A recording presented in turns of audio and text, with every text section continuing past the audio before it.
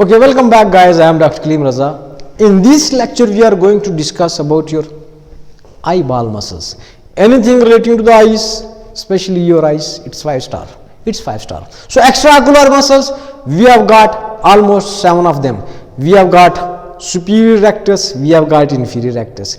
We have got lateral rectus, we have got medial rectus. We have got superior oblique and we have got inferior oblique. And one, we have got levator palpebrae, superioris, which help in elevation of the eyeball. Let's suppose I am closing this right eye and now I am opening. It means I am lifting my right upper eyelid, and this is function of the levator palpebrae superioris, which is basically innervated by third cranial nerve. Anyway, stay with me please.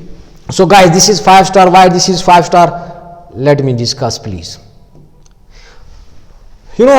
As you can see that lateral rectus muscle, first remember that LR6, yes, SO4, R3. So we have got lateral rectus muscle. How to test the function of these, integrity of these eyeball muscles? You will ask the patient, to focus on your finger and you will, move in all directions like H shape. And then you can test the function integrity of these muscles. So what happens that lateral rectus muscles normally it move eyeball outward or abduction of the eyes, abduction like outward, yes, outward or a lateral movement. This is function of which muscle? Lateral rectus. Adduction or inward towards the nasal, towards the nose. This is function of which muscle? This is function of the medial rectus. Upward, this is function of the superior rectus.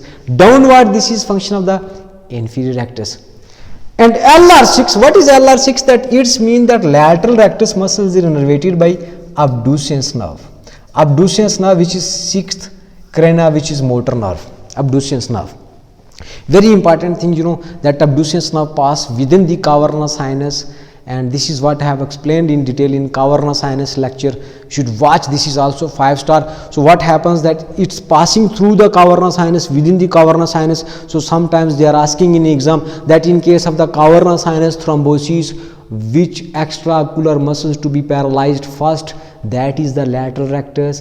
It's mean that lateral rectus is paralyzed because of the injury of the abducens nerve, because it's penetrating through the cavernous sinus. So next thing you remember, SO4, that superior oblique is innervated by trochlear nerve.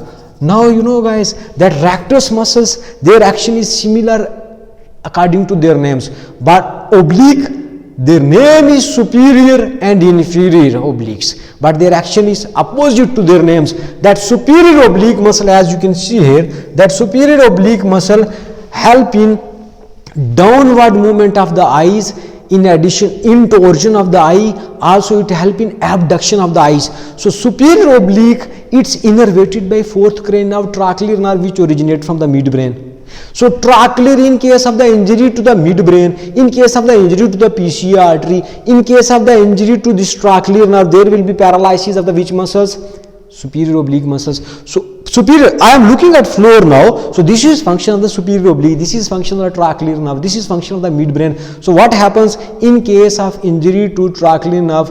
You are unable to move downstairs, you are unable to look down at the floors, you are unable to read the newspaper. So problem reading newspapers, problem going downstairs, problems looking at the floor. This is injury of which kind of? Trochlear nerve. This is palsy, paralysis of the which muscle?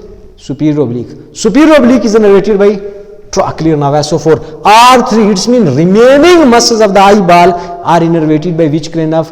Oculomotor nerve, oculomotor nerve, oculomotor nerve. Oculomotor nerve, it's a third cranial nerve, it's also motor nerve. In addition, remember that it also originates from the midbrain, and this nerve also help in the constriction of the pupil. Constriction of the pupil, remember.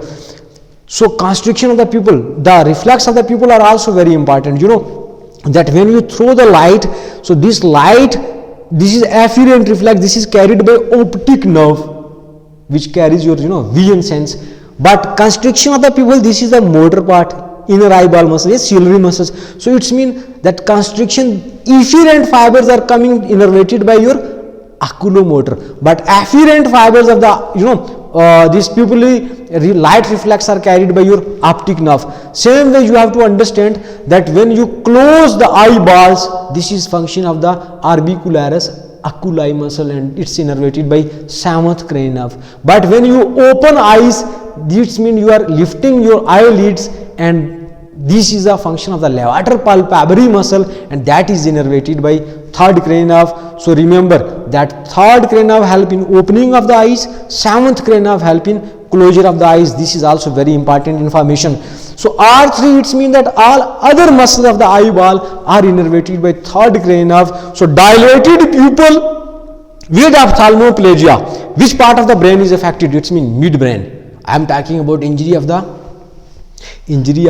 oculomotor nerve. Yes, you understood. So inferior oblique muscle, inferior oblique, as I have already mentioned that its action is also opposite to its name. So inferior oblique, here you can see that it help in movement of the eyeball upward plus extorsion, and also it help in abduction of the eyes. So this is very important information that you have to understand, that what are the muscles, extraocular muscles of the eyes, which muscle help in elevation and then downward movement of the eyeballs, outward, inward, and which nerve innervates to these muscles. This is 5-star. What is pupillary light reflex, which muscles help in constriction of the pupil, and which nerve help in constriction of the pupil. Thank you for your consideration. Thank you.